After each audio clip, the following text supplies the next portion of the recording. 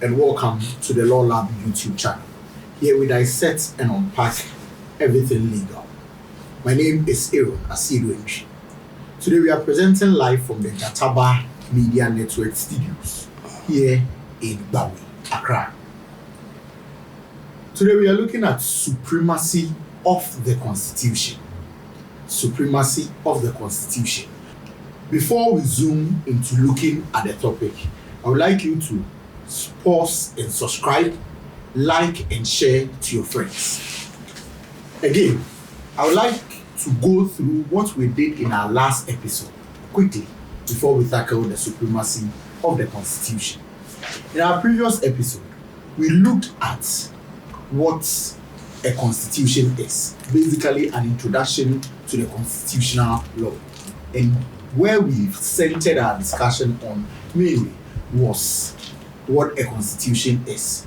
Remember, I told you that we were not interested in what the literature and other textbooks are mentioned, that say a constitution is a body of rules, laws, or whatsoever that governs a country. We were interested in what a constitution does.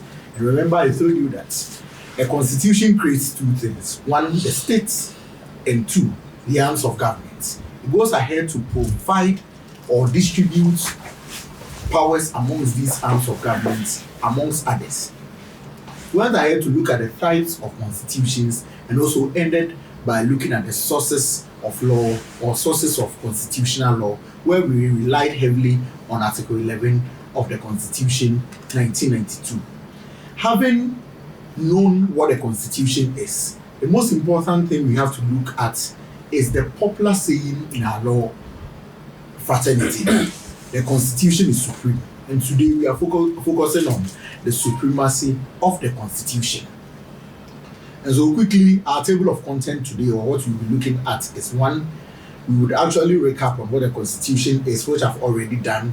We will look at the laws in Ghana.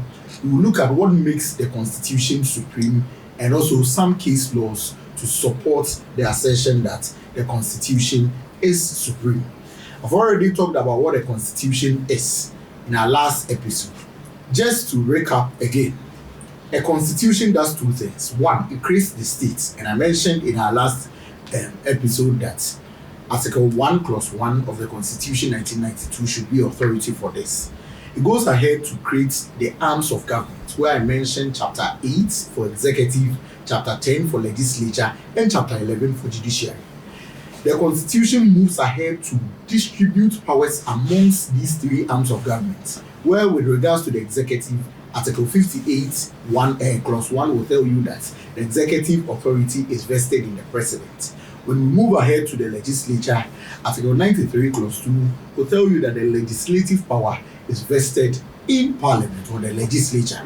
And Chapter 11, Article 125, Clause 3 will tell you that the judicial power or judicial authority in Ghana is vested in the judiciary.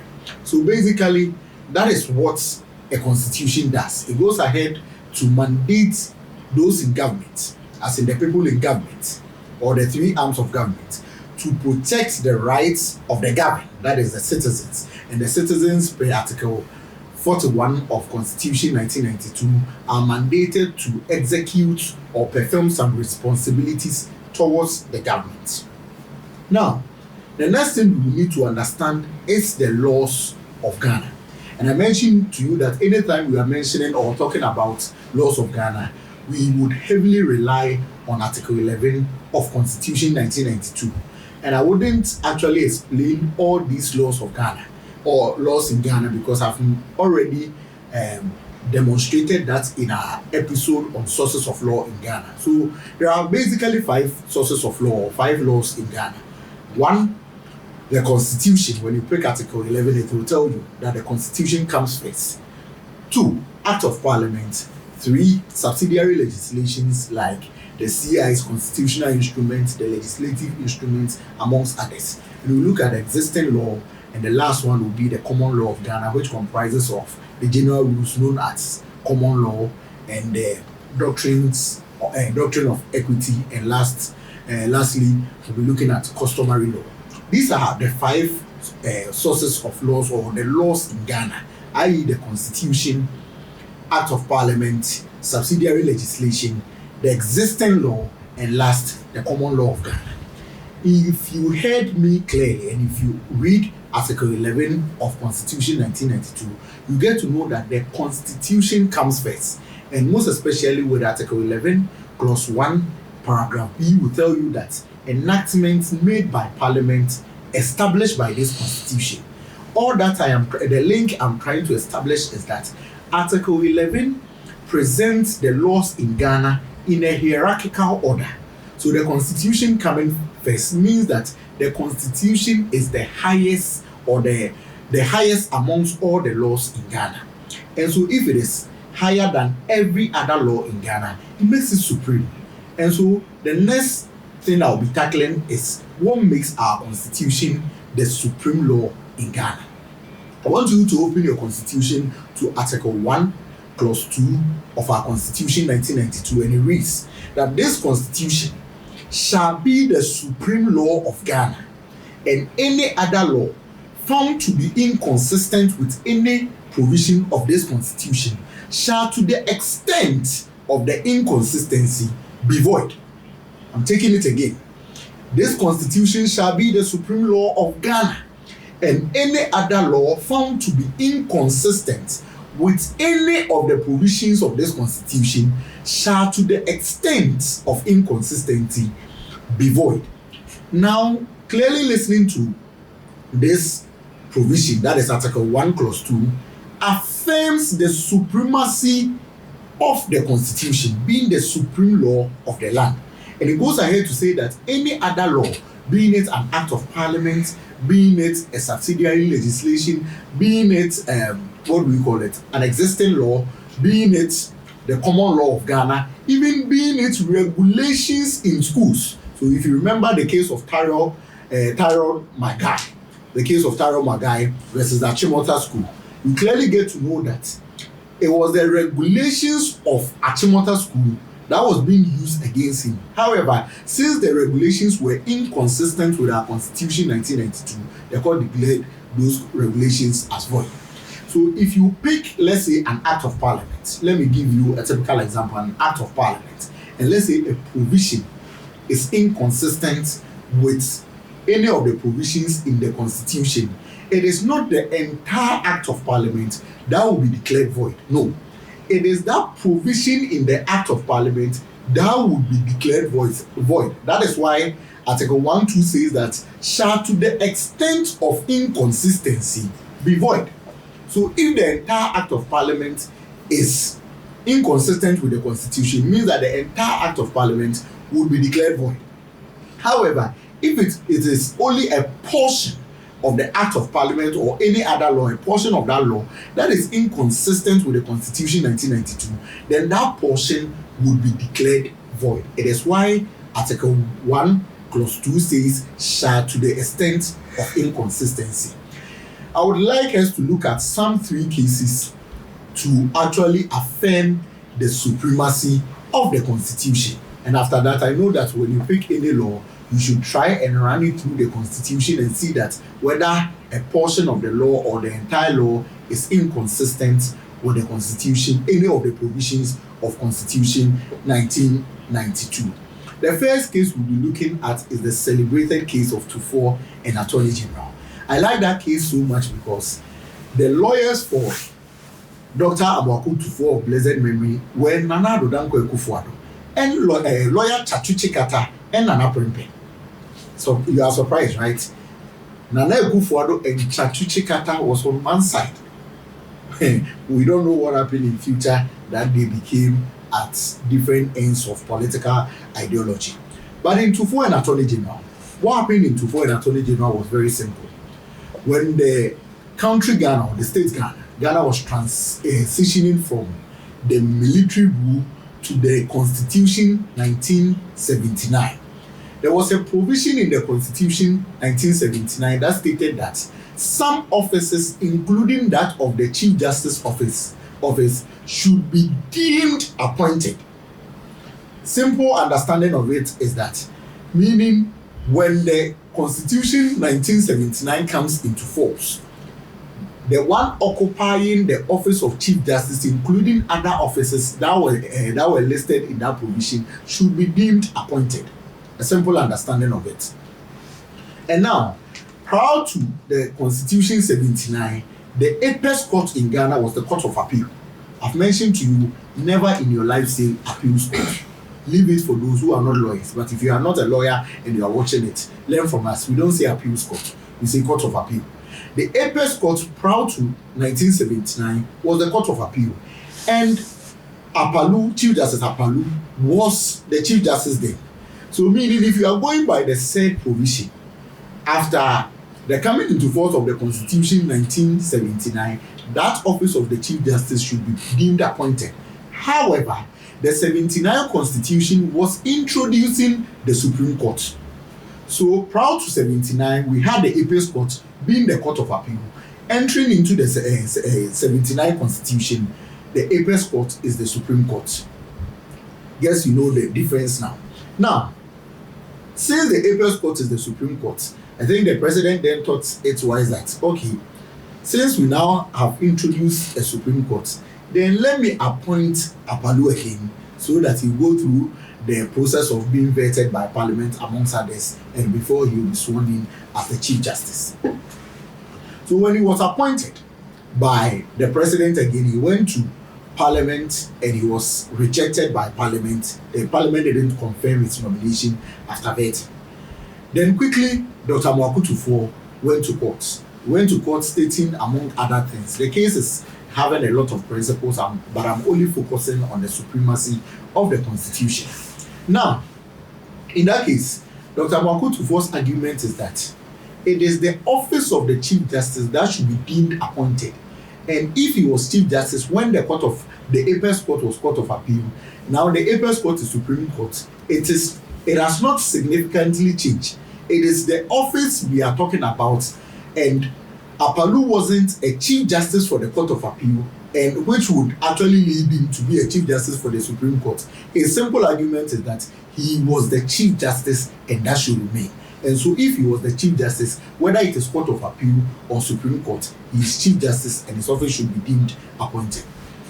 The Attorney General then vehemently opposed the argument by Dr. Mwakutufo, stating among other things that with regards to Justice Apalu, he first argued to the fact that he was Chief Justice for the Court of Appeal and there's now a new Supreme Court. However, when he was arguing, he later admitted that, okay, his office should have been deemed appointed. That is, he shouldn't have even gone through any process of vetting again. He should have been declared a Chief Justice. However, he waived his own rights by submitting himself for vetting.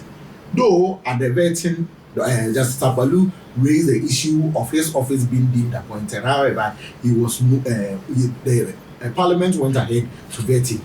So now the court reasoned with Dr. Mwakutufo, stating that it is the office that should be deemed appointed, and we don't have a Chief Justice for the Court of Appeal and a Chief Justice for the Supreme Court. And so in that case, Sowa JSC was the presiding judge. Sowa JSC, as he then was, I mentioned to you the other time that anytime a judge is no more in active service, when you are quoting him, you add as he then was, because he's passed or he's retired from that role.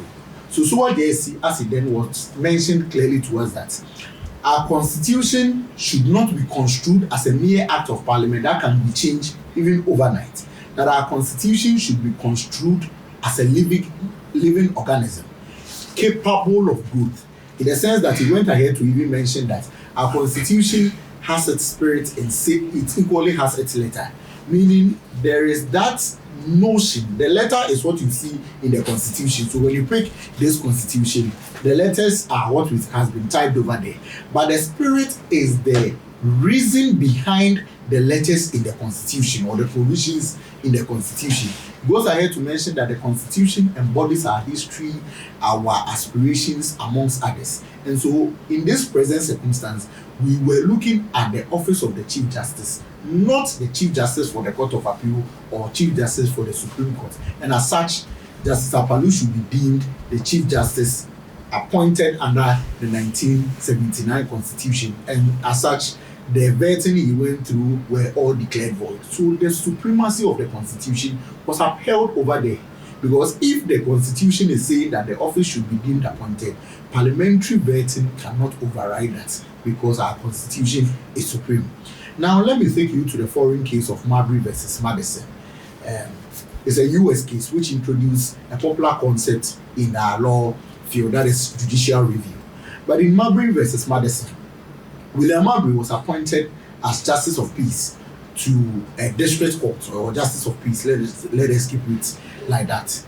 And where Madison was a Secretary of State, I think the regulation or the practice in US is that when you are appointed as a Justice of Peace, you need to be given a commission to office. Yeah, Marbury had written several letters to the Secretary of State, Madison, to give him his commission to his office, and Madison had refused to give him the commission. So he brought an action to the Supreme Court of the US, stating that, one, whether he has a right to the commission and whether that right has been infringed upon, and whether the Supreme Court has the jurisdiction to hear the matter. Remember, he had gone to court seeking on an application for mandamus to compel the Secretary of State, that is Madison, to give him his commission.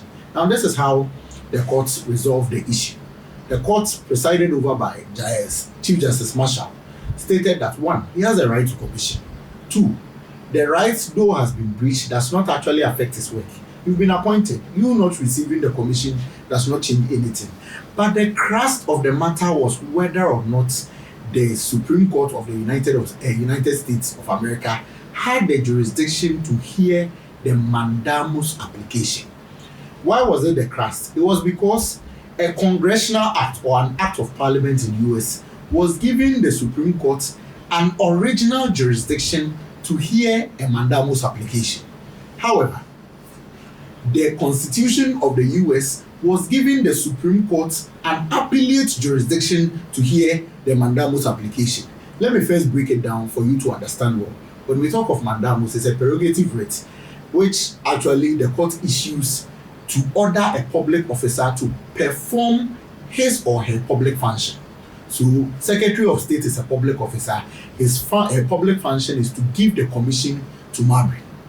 Now, when we talk of original jurisdiction, it means that you can go to the court, the said court. If the court is having an original jurisdiction, it means that you can, on the first instance of the matter, you can go to the court, the said court. So if the Supreme Court is having an original jurisdiction, just as the Congressional Act or the Act of Parliament was saying, then it means the Supreme Court will have jurisdiction to declare or pronounce on that mandamus application.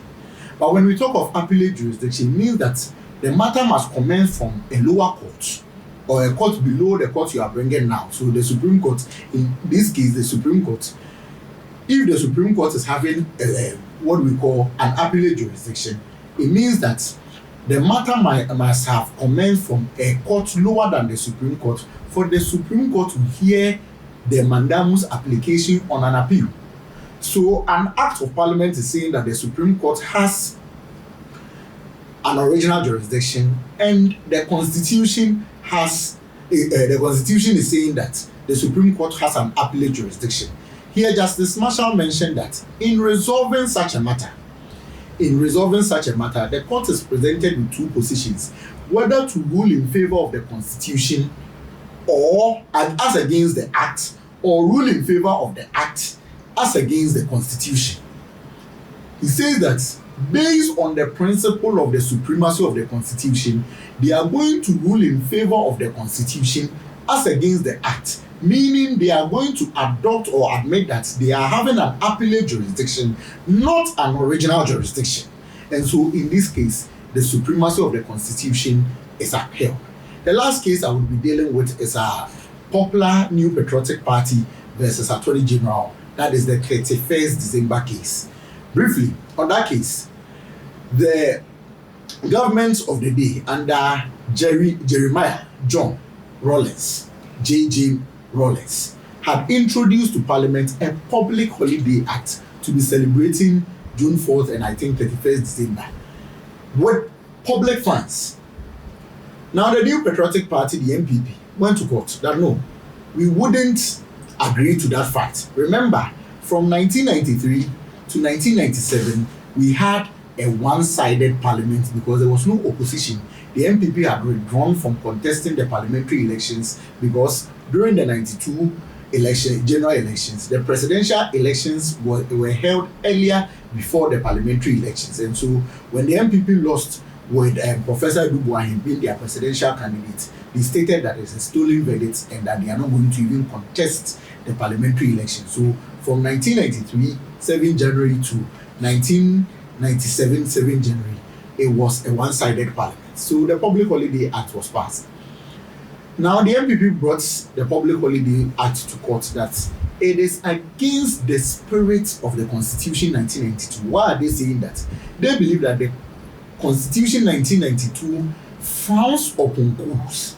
And so if you organize a coup on June 4th or 31st December, and now you are going to celebrate that day, those days you actually conducted your coup with public funds, then it is a clear affront to the Constitution 1992.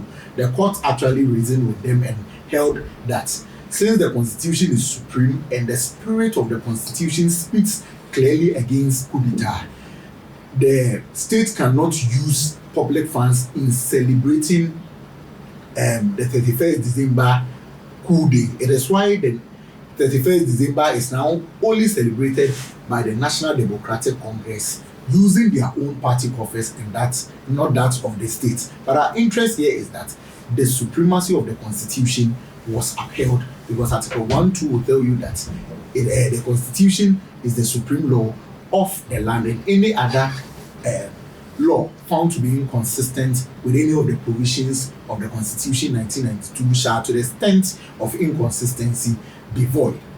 Today, basically, what that we'll be looking at is talking about the supremacy of the Constitution, where we actually looked at the sources of law relying on Article 11 of the Constitution 1992, stating all the 5 sources of law in Ghana, i.e. the Constitution, Act of Parliament, subsidiary legislation, the existing law, and also the common law of Ghana. I mentioned to you that Article 11 is arranged in hierarchical order, and so the Constitution is on top. It makes it supreme. But actually the authority that affirms the supremacy is Article 1, Clause 2 of the Constitution, and we've actually run through some 3 cases, i.e. the first case we looked at was Tufo versus the Attorney General.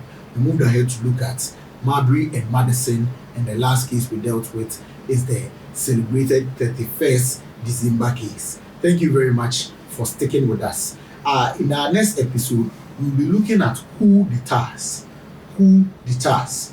We'll be actually looking at the legal consequence of coup d'etats, and I'm entreating you to like, share, subscribe, and comment. Our email is displayed on the screen. If you have any issue, if you want further clarification of any position we've stated over here, you can either comment or send us an email so that we actually engage you personally on that. Thank you very much. This has been the Law Lab. Remember, I've always been saying, do not leave all your matters to God. Take some to your lawyer. The lawyer must eat. Thank you very much.